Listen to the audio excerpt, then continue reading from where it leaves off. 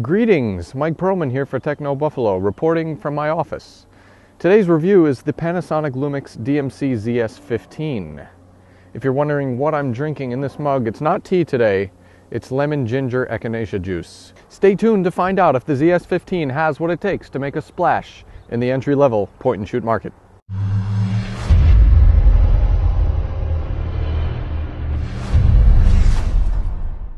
Hello everyone and welcome to my review of the Panasonic Lumix DMC ZS15. If anyone out there has a cold, echinacea is nature's remedy.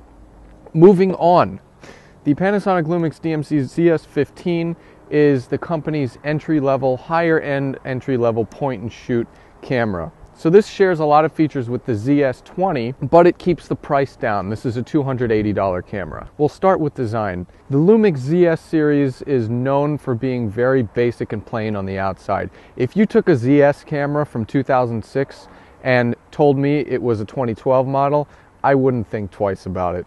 Really, Panasonic, the only thing that they've done over the years is slim down the size a bit and swap a few buttons here and there. But if you look at the external design, we still have old-fashioned switches and dials that throw us into camera and playback mode. There's a small mode dial. There's a static four-way directional pad without any sort of circular control. And we have a basic 3-inch 460,000 pixel display.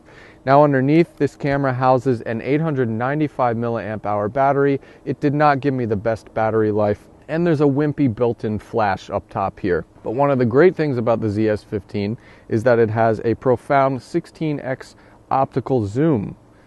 Reach for the skies, baby. The lens also has a 25mm wide-angle capability, which means you could fit a lot more into your shots. But overall, the design of the ZS15 is very basic. Now, as far as shooting features on the ZS15, most shooters who buy this camera are going to be throwing it into intelligent auto mode. And this camera has a great auto mode. Although the ZS15's auto mode is not as robust as something like the Canon PowerShot SX260HS's, it still gets the job done. We have a few nifty features like intelligent handheld night shot. There's also intelligent HDR. This camera has face recognition, and for the most part I found auto mode to be the safest mode to shoot in. If you're going to venture outside of intelligent auto mode, this camera has a fantastic burst shooting mode. You can shoot up to 10 frames per second at full resolution, and there's even a 60 frames per second mode at reduced resolutions. Manual mode is fairly standard with a 15-second shutter speed, ISO that goes up to 3200, and there's a super limited aperture range with this camera. It only goes from f3.3 to f5.9. Of course, there are a bunch of scene modes on the ZS15, and the camera has great creative controls with things like high dynamic range, low key, high key shooting, toy camera, and retro, to name a few. You could also shoot video, HD video, in those modes as well. I did run into a few speed bumps with the ZS15 when it came to shooting features. First off, this camera is a bit slow. It's a bit slow to zoom while you're recording videos. It's a bit slow to autofocus as well.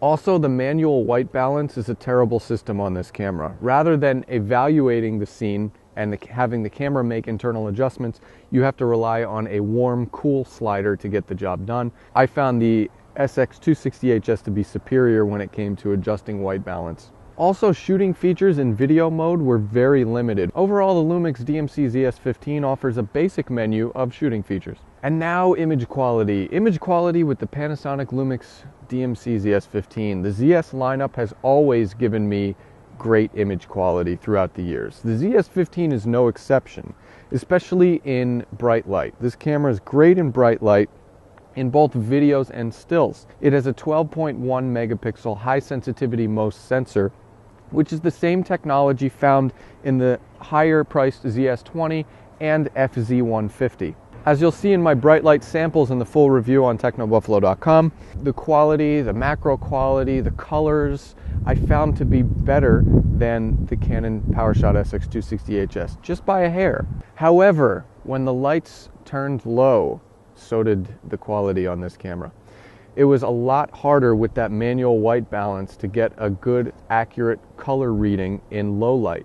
I was impressed with the high ISO performance, but what good is that when your pictures all look yellow or red?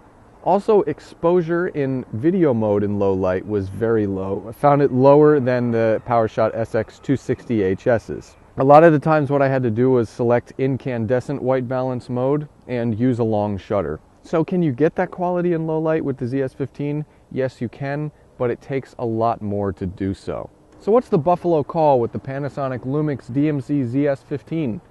This camera is a good camera. I like its bright light image quality, it's got a great optical zoom, and it's got some essential shooting features that will really help a lot of shooters out there. However, I think you could get a better deal on last year's Canon PowerShot SX230HS. If you're not sure about the Canon either, I should be getting some Sonys in pretty soon. Check out the full review at technobuffalo.com. I've got image samples and video samples. I'm Mike Perlman for Techno Buffalo. Drink your echinacea, kids. I'll see you later.